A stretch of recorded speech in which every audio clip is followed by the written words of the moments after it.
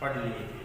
ठीक है, तो हम उदाहरण सहित जो इनको देखते हैं कि एक दो उदाहरण करके देख लेते हैं कि इनका नामकरण किस तरह से होता है। जैसे ये कोई नाम है, ठीक है, इसमें हमें सबसे पहले क्या नियम लगाना है, लंबी श्रृंखला। इसमें ये लंबी श्रृंखला हो गई, ठीक है, फिर क्रमांकन, फिर ये क्रमांकन हो गया इस तरफ से, जिस तरफ से प्रतिस्थापी को न्यूनतम से न्यूनतम अंक प्राप्त हो। ठीक है, फिर इसका नाम क्या हो जाएगा, ठीक है, क्लोरो एथेन, क्लोरो एथेन। ठीक है, जैसे एक और उदाहरण देखते हैं।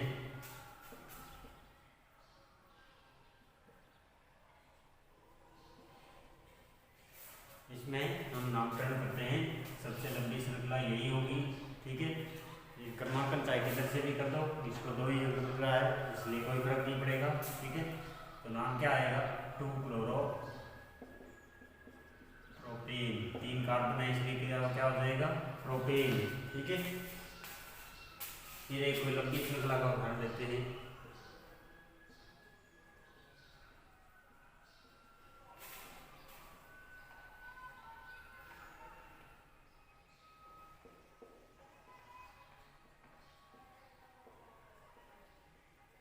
ठीक है, ये एक इसका उदाहरण हो गया। अब देखते हैं कि इसमें क्रमांकन किधर से किया जाएगा। ठीक है, अगर इधर से करते हैं तो प्रतिस्थापी को 3 अंक मिलता है, इधर से करते हैं तो प्रतिस्थापी को 2 अंक मिलता है। ठीक है, तो हम इधर से करेंगे।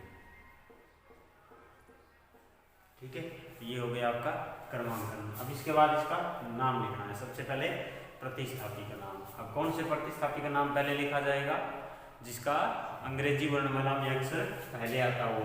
तो ये बी पहले आता है, मैथिल, इसका नाम मैथिल है इसलिए एम बाद में आता है। ठीक है, तो इसका नाम हो जाएगा 2 ब्रोमो,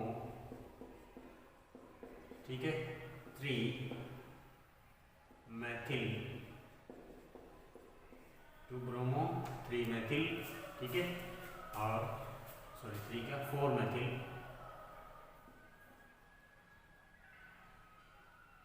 हेक्सेन। कितने कार्बन है, 6, इसलिए क्या नाम हो जाएगा, हेक्सेन। ठीक है, ये इसका नामकरण है इस तरह से। अब हम आगे जो है वो उदाहरण भी ले लेते हैं। जैसे इसमें ऐसा हो जाता,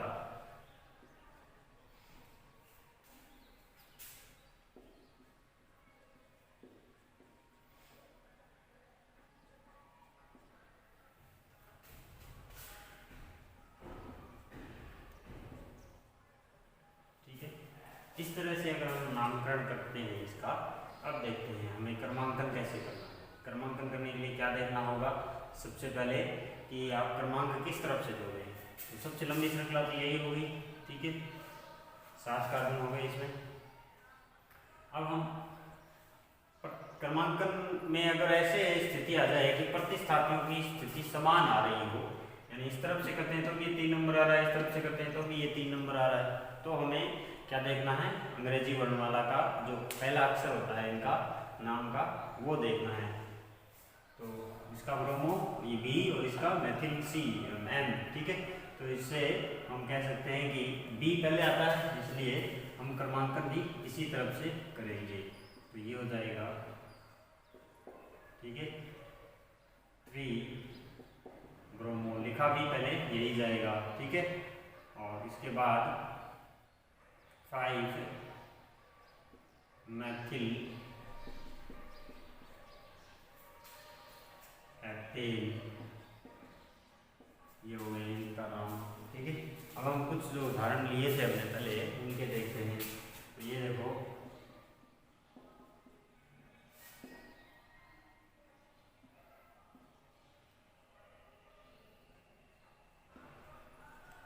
एलिल क्लोराइड लिया था ना हमने एलिल के वर्गीकरण में। ठीक है, तो हम इसका नामकरण करते हैं। तो इसमें देखो ये क्रियात्मक समूह आ गया, और जब भी क्रियात्मक समूह आ जाता है तो प्रतिस्थापी से उच्च प्रायिकता उसको दी जाती है। ठीक है, नियम में तो हमने नहीं पढ़ा लेकिन फिर भी ध्यान रखना होता है कि जब भी क्रियात्मक समूह आ जाए तो प्रतिस्थापी से पहले उसको वरीयता दी जाती है। ठीक है, तो आपको इसको वरीयता क्या देनी, पहले देनी है।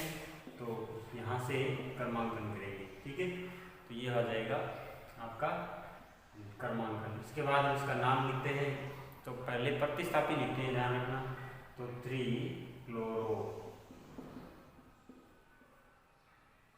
और प्रोपीन। ठीक है, आप 1 लगा के सीधा प्रोपीन लिख सकते हो, 1 प्रोपीन, तो भी सही हो जाएगा।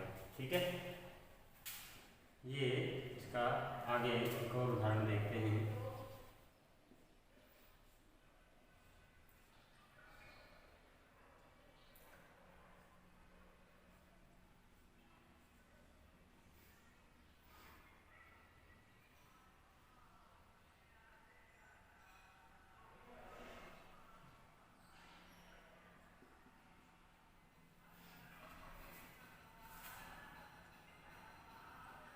अब इसमें हमें क्या करना है, क्रमांकन करना है। एक विशेष बात इसमें ध्यान रखनी है। कैसे, इसमें क्या है, क्रियात्मक समूह, और इस क्रियात्मक समूह को तो पहले ध्यान में रखना है कि इसको कम से कम वरीयता मिले।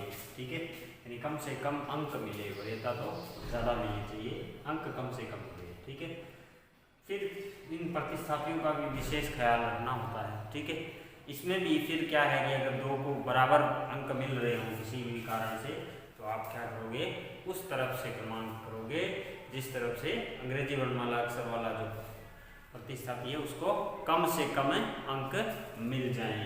कैसे देखोगे, देखो अगर मैं यहाँ से क्रमांक करता हूँ 1 2 3, ठीक है, 4 5 6, ठीक है, तो सी वाले को जो है, ये जिसका अंग्रेजी वर्णमाला अक्षर सी होता है, ठीक है, वो पहले आता है। ठीक है, अगर इधर से करता हूँ, यानी कम से एक तो यहाँ से, या तो यहाँ से या यहाँ से, 1 2 3, ठीक है, तो हमें क्रमांकन कहाँ से करना होगा, यहाँ से। ठीक है, तो इसका नाम क्या हो जाएगा, 3 क्लोरो 2 मेथिल, 3 क्लोरो 2 मेथिल, ठीक है, सॉरी 6 मेथिल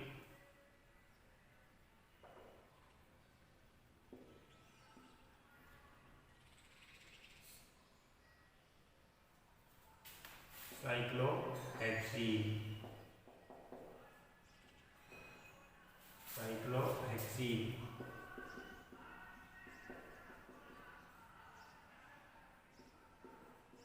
ये इसके आगे ही लिखना है, यहाँ जगह नहीं थी इसलिए मैंने साइड में लिख दिया, बल्कि इसके आगे ही लिखना होता है जस्ट। ठीक है, बिल्कुल जगह नहीं छोड़नी होती है। ठीक है, यहाँ जगह नहीं थी इसलिए मैंने लिख दिया था, और ये आपको ध्यान रखना है। इसके बाद हम और उदाहरण ले लेते हैं।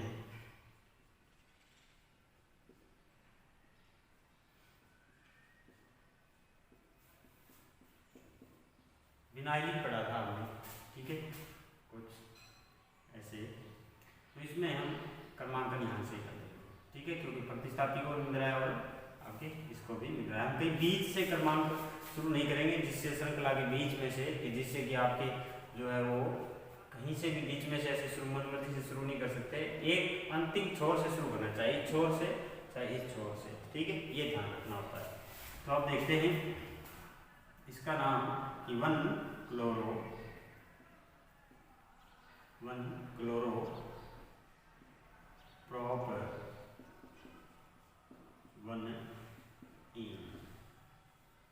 ठीक है, 1 क्लोरो प्रॉप 1 E, ठीक है,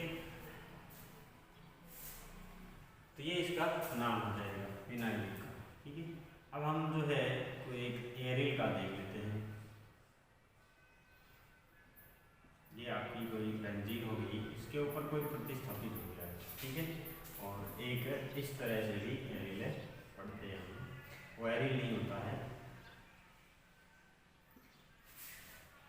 अब इसको ऐसे भी बना सकते हैं, इन दोनों संरचनाओं का मिला जुला रूप अनुनाद संकर।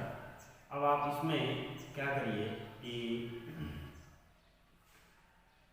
CH2Cl, ठीक है, अब यहाँ इसका नामकरण करना है, यहाँ इसका फर्क है दोनों। ठीक है, ये एक एलिफेटिक की कैटेगरी में रखा जाता है। ठीक है, तो ये खुद एक क्या है, कार्बन श्रृंखला है। ठीक है, क्योंकि ये डायरेक्ट इससे जुड़ा हुआ है, इसलिए एक एरोमेटिक यौगिक की कैटेगरी में तो इसका नामकरण भी एलिफेटिक की तरह ही होगा। तो ये क्रमांक 1 हो गया, बस एक ही है इसमें, ठीक है।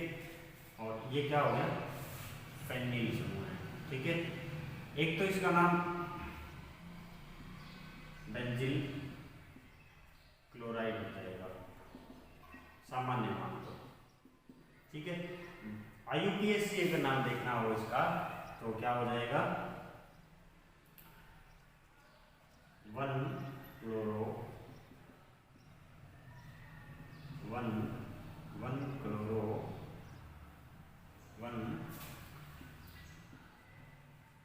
फेनिल मेथिल,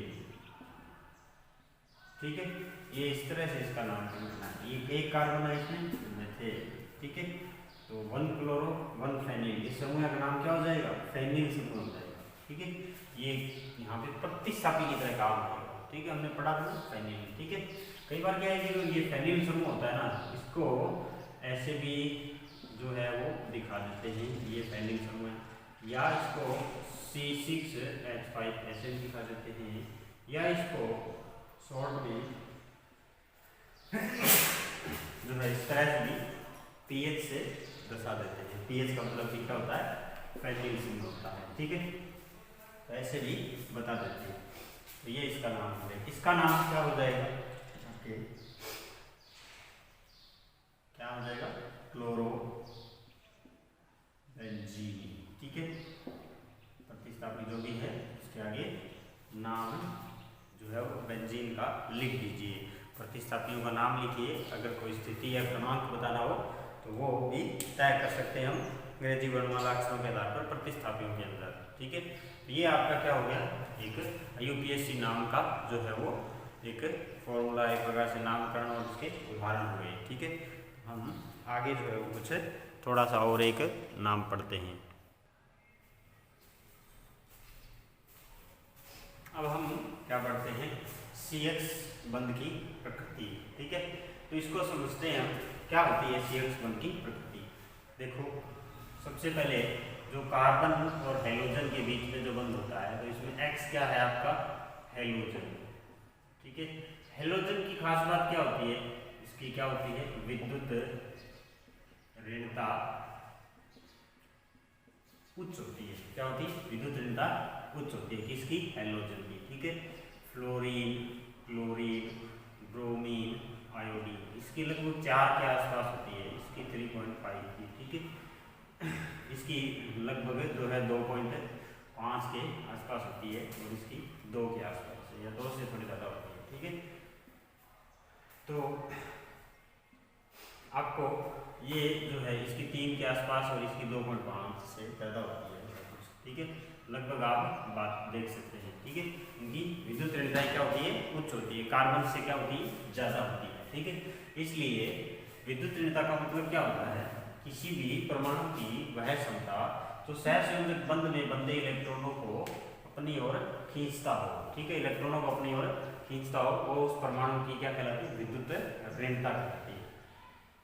तो ऐसा इनमें इनके जो है वो एक इलेक्ट्रॉनिक विन्यास के कारण होता है, इनके जो आउटर शेल होता है, इसके बाह्य कंपोज होता है, उसके अंदर 7 इलेक्ट्रॉन होते हैं। एक इलेक्ट्रॉन जो है इनके खींचने की या ग्रहण करने की जो है वो प्रवृत्ति इनकी बनी रहती है, ठीक है, कहीं से कहीं इनको एक इलेक्ट्रॉन मिल जाए, इसलिए इसी प्रवृत्ति या इसी आदत के कारण जो है इनके विद्युत ऋणताएं क्या होती है, उच्च होती है, ठीक है। तो इसलिए हम जो है इनकी जो है एक बात ध्यान रखना, ऊपर से नीचे आएंगे इसमें तो विद्युत ऋणता क्या होगी, कम ही होगी, विद्युत ऋणता यानी इलेक्ट्रॉन नेगेटिविटी क्या होगी, कम, ठीक है। क्योंकि जो है वो परमाणु की साइज बढ़ रही है, साइज बढ़ रही है तो जो है वो विद्युत ऋणता घट रही है, नाभिक की जो पावर है वो क्या हो रही है, साइज बढ़ने से घट रही है परमाणु, ठीक है। इसलिए ये भी ध्यान में रखना है। फ्लोरीन आवर्त सारणी का सबसे अधिक विद्युत ऋणी तत्व है, ठीक है। तो अब हम जो है आगे देखते हैं कि विद्युत ऋणता की वजह से क्या प्रभाव पड़ता है इसके बंध के ऊपर, ठीक है। तो कार्बन जो है वो इनसे कम विद्युत ऋणी है। अब कार्बन से हाइड्रोजन क्या करेगा, इलेक्ट्रॉन खींचेगा, तो इलेक्ट्रॉन के ऊपर आंशिक रूप से क्या आ जाएगा, इलेक्ट्रॉन पर कौन सा चार्ज होता है, ऋणावेश। ऋणावेश होने के कारण इनके ऊपर कौन सा चार्ज आ जाएगा, ऋणावेश, यानी कौन सा, वो भी आंशिक ऋणावेश। ठीक है, इसको इस तरह से कर सकते हैं, पार्शियल नेगेटिव चार्ज आ जाएगा। तो इससे क्या होगा, कार्बन पर क्या आ जाएगा, कार्बन पर क्या आ जाएगा, पार्शियल पॉजिटिव चार्ज, क्योंकि धनावेश की वृद्धि होने लगेगी, यानी जो इलेक्ट्रॉन है वो किसकी तरफ खिसक रहे हैं, ठीक है, हेलोजन की तरफ। तो इसका जो पॉजिटिव चार्ज है, न्यूक्लियर चार्ज, वो क्या हो जाएगा, बढ़ जाएगा, एक प्रकार से नेगेटिव की तुलना में ज़्यादा हो जाएगा। तो इसलिए इसके ऊपर पॉजिटिव, इसके ऊपर नेगेटिव।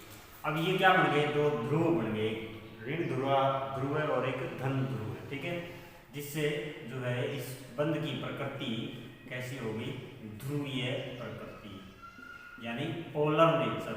ठीक है, पोलर नेचर हो जाएगी इसकी, इस बंध की। ठीक है, इस बंध की कैसी प्रकृति हो जाएगी, ध्रुवीय प्रकृति हो जाएगी। ठीक है, अगर आप ध्रुवीय प्रकृति देखें तो ये CH3F, ठीक है, सबसे ज्यादा CH3Cl, CH3Br और CH3I।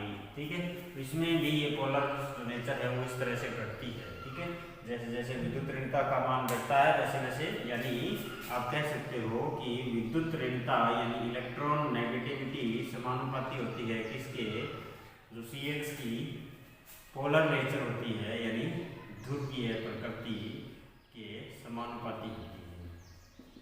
जैसे जैसे ध्रुवीय प्रकृति जो है वो, यानी विद्युत ऋणता बढ़ेगी, वैसे वैसे ध्रुवीय प्रकृति भी बढ़ेगी, या घटने की बात कर रहे हो तो घटेगी, इसके समानुपाती होती है। ठीक है, तो ये तो इसकी जो है वो CH बंध की प्रकृति होगी। इससे क्या हो जाता है, डाइपोल मोमेंट जो है, यानी द्विध्रुव आघूर्ण भी उत्पन्न हो जाता है। यानी इसमें क्या उत्पन्न हो जाता है कि ध्रुवीय होने के कारण द्विध्रुव आघूर्ण यानी डाइपोल मोमेंट भी इसमें क्या हो जाता है, उत्पन्न हो जाता है। तो सबसे ज्यादा किसमें होगा, CH3F का होगा। डाइपोल मोमेंट द्विध्रुव आघूर्ण आपने 11वीं क्लास में पढ़ा होगा, ये एक जो है वो सदिश राशि है। ठीक है, सदिश राशि है। तो इस प्रकार से क्या हो गया आपका, ये हेलोजन की जो है यानी कार्बन के साथ ध्रुवीय प्रकृति होगी। अब हम जो है इसकी अभिक्रियाएं शुरू करते हैं, इनके निर्माण की विधियां शुरू करते हैं।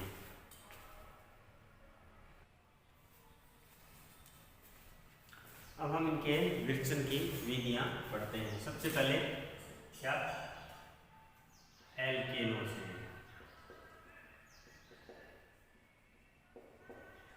सबसे पहले एल्केनों से। ठीक है, तो कैसे बनाते हैं एल्केनों से, कि एल्केनों की अभिक्रिया जो है किसी आपके ऐसे यौगिक यानी क्लोरीन, ब्रोमीन, आयोडीन, इस तरह की गैस जो होती है या जो भी तत्व होते हैं, इनसे करवाई जाती है। तो ये क्या हो जाते हैं कि सूर्य के प्रकाश की उपस्थिति में जो है इनसे अभिक्रिया करवाई जाती है। तो एक जो है मुक्त मूलक क्रियाविधि द्वारा जो है वो हेलो एल्केन का निर्माण होता है। लेकिन इसकी एक कमी है। क्या कमी, इसके अंदर क्या बनता है, इन उत्पादों का मिश्रण बनता है। इन उत्पादों का क्या बनता है, मिश्रण बनता है। इसीलिए जो है इसकी एक कमी है। तो सबसे पहले यानी एक हेलोजन कंपाउंड यानी Cl2 से हमने इसी की अभिक्रिया करवाई। ठीक है, और किसकी उपस्थिति में, फोटोन यानी सनलाइट।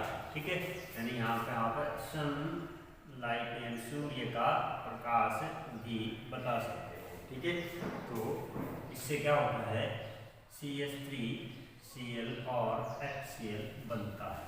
ठीक है, फिर ये और आगे अभिक्रिया करते जाते हैं, क्योंकि इसमें क्या बन जाते हैं, मुक्त मूलक यानी फ्री रेडिकल अभिक्रिया होती है, मुक्त मूलक बनते हैं। एक बार मुक्त मूलक बन जाते हैं तो तब तक समाप्त नहीं होते हैं, तब तक जब तक आपका अभिकारक यानी जो है मुख्य है अभिकारक है समाप्त नहीं हो जाए, यानी मुख्य जो आपका उत्पाद जो है अभिकारक वो समाप्त नहीं हो जाए। तो इसके अंदर जो है CH2Cl2 भी प्राप्त होता है, CHCl3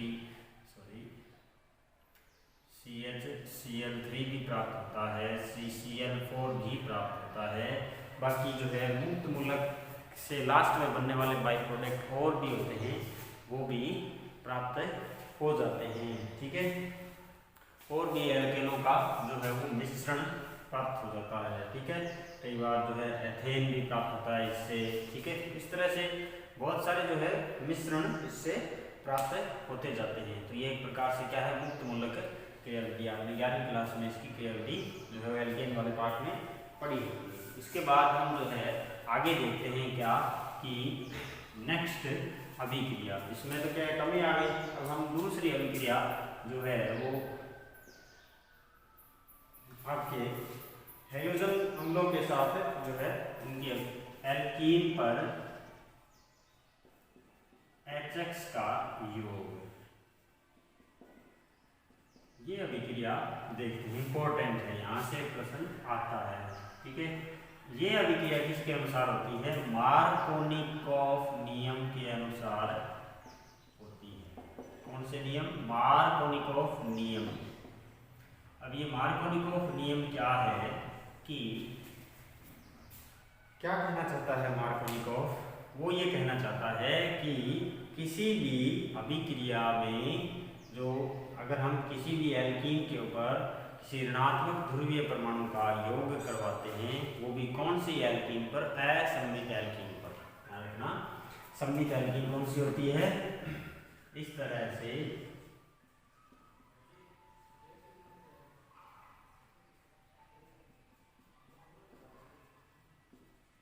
ये एक सममित एल्कीन है। ठीक है, एथीन भी आपकी क्या है, सममित एल्कीन है। ठीक है, हमें क्या चाहिए, असममित।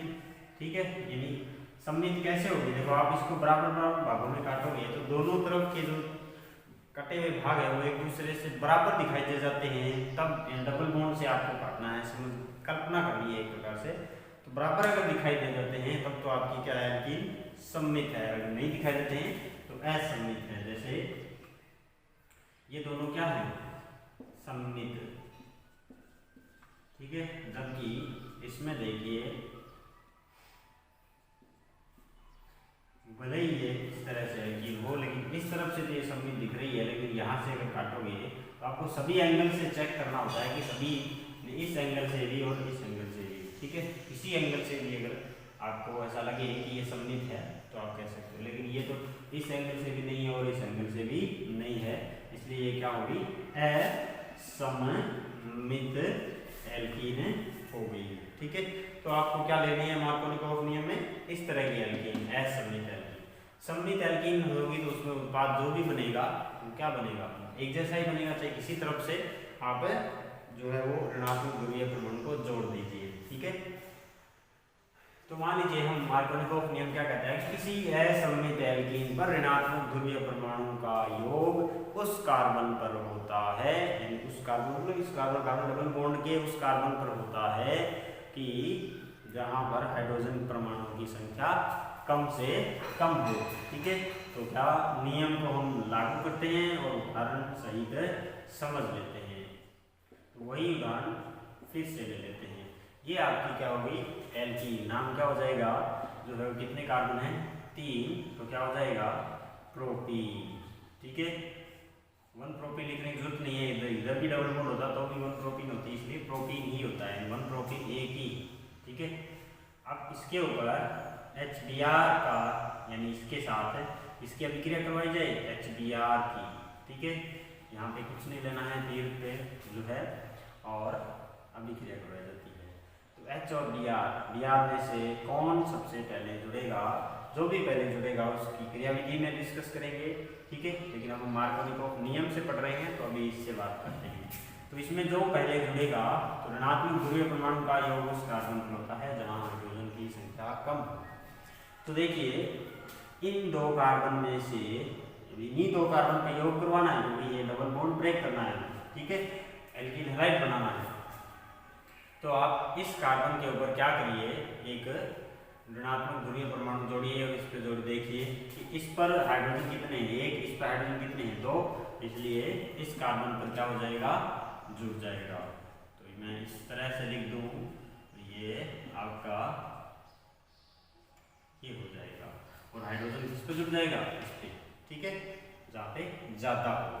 ठीक है, हाइड्रोजन की संख्या, ये क्या हो जाएगा, 2 ब्रोमो प्रोपेन। ठीक है, तो ये 2 ब्रोमो प्रोपेन जो है आपको क्या प्राप्त हो जाएगा, उत्पाद के रूप में प्राप्त हो जाएगा। ठीक है, तो ये तो हो गई मार्कोनिकॉफ नियम से।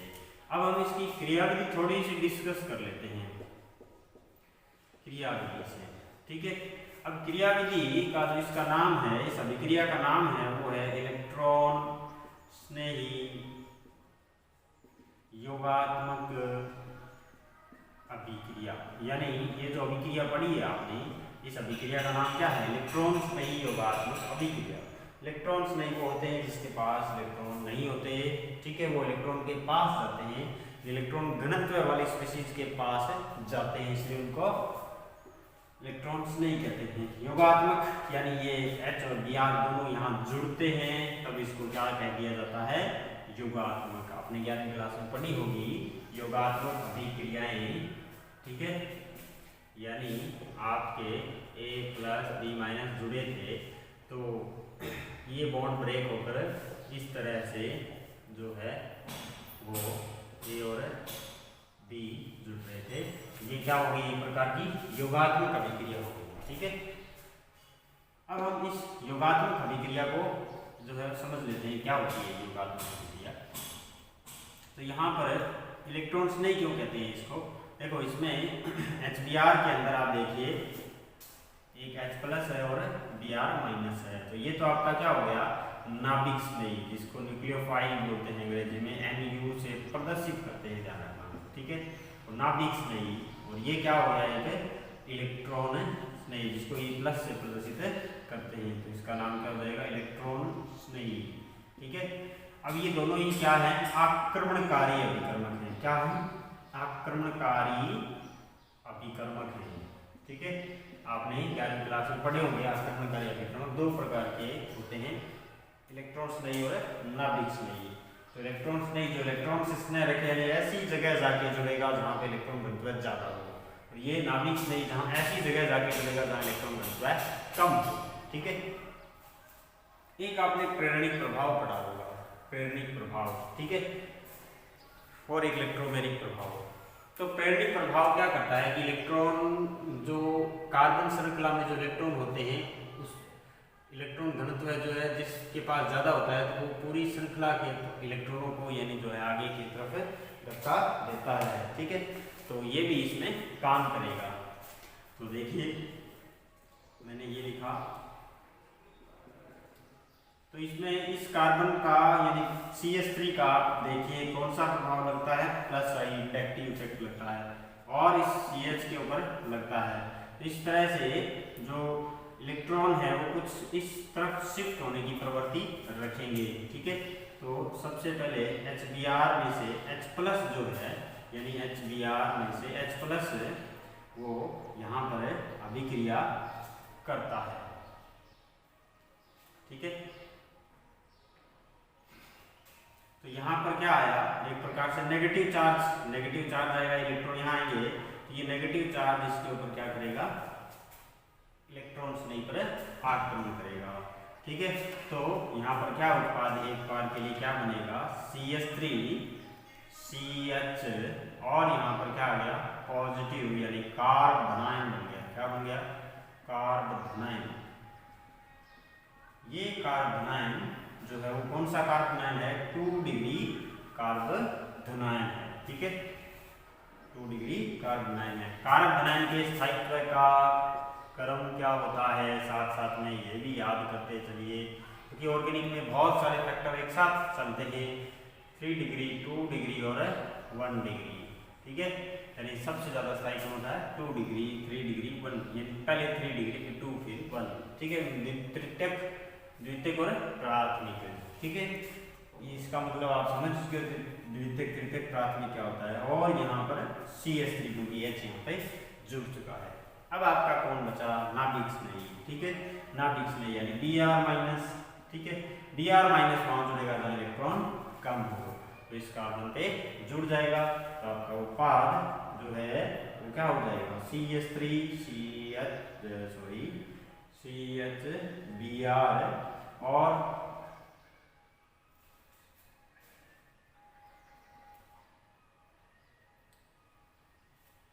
ये CH3, तो क्या प्राप्त हो जाएगा, 2-ब्रोमो-प्रोपेन। और मार्कोनिकोव नियम से भी यही प्राप्त हो रहा था। ये तो इसकी कंसेप्ट हो गया कैसे ये प्राप्त हुआ। अब हम इसको इलेक्ट्रॉन्स नहीं क्यों नाम दे रहे हैं, क्योंकि सबसे पहले कौन जुड़ रहा है, इलेक्ट्रॉन्स नहीं, ठीक है। और अभिक्रिया कौन सी है, योग हो रहा है, इसलिए इसका नाम क्या हो जाएगा, इलेक्ट्रॉन्स नहीं योगात्मक, ठीक है। जो पहले जुड़ा है उसके हिसाब से अभिक्रिया का नाम हो जाता है। नाभिक नहीं जुड़ता तो अभिक्रिया का नाम क्या हो जाता, योग होता, तो नाभिक नहीं योगात्मक अभिक्रिया, ठीक है। बाकी हम कल पढ़ेंगे।